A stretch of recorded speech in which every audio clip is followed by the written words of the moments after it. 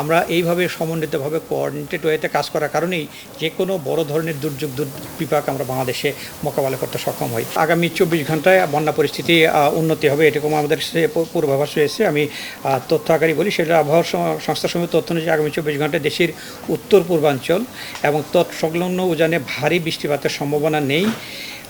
এই সময়ে মৌলভীবাজার, হবিগঞ্জ জেলার মনু, খোয়াই, ধলাই নদী এবং সংলগ্ন এলাকা বন্যা পরিস্থিতির উন্নতি হবার সম্ভাবনা রয়েছে।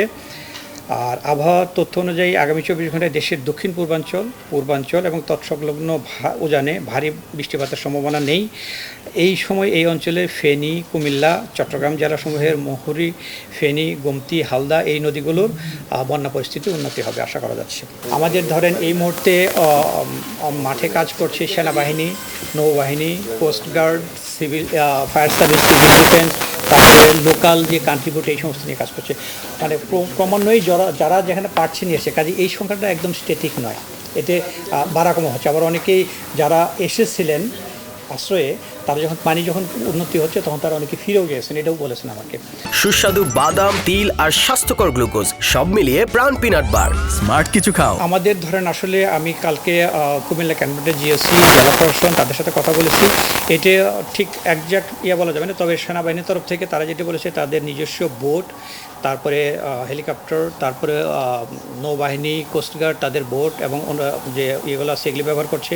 জেলা প্রশাসন থেকে তারা কান্ট্রি বোটগুলো ব্যবহার করছে। আশেপাশে থেকে এই সমস্ত জিনিস আশেপাশে জেলা থেকেও তারা নিয়ে এসছে, লজিস্টিক্স নিয়ে এসে তারা এগুলো ব্যবহার করছে। তারপর ফায়ার সার্ভিস, সিভিল ডিফেন্স, আমি কালকে ওখানে ফায়ার সার্ভিস, সিভিল ডিফেন্সের মহাপরিচালক যিনি আছেন উনি এখন ওখানেই আছেন, ফেনীতেই, তারাও এখানে কাজ করছেন অন গ্রাউন্ডে। সো এখানে ওই কোঅর্ডিনেটেড ওয়েতে তাদের হিসাব এই মুহূর্তে তারা একজ্যাক্ট ফিগারটা বলতে পারছে না, বাট তাদের সংখ্যাটা ভালো। আমরা এইভাবে সমন্বিতভাবে কোঅর্ডিনেটেড ওয়েতে কাজ করার কারণেই যে কোনো বড় ধরনের দুর্যোগ বিপাক আমরা বাংলাদেশে মোকাবেলা করতে সক্ষম হই। এবং বাংলাদেশ তো ধরেন জানেন যে মানে সবসময় একটা না একটা প্রাকৃতিক দুর্যোগ লেগেই আছে।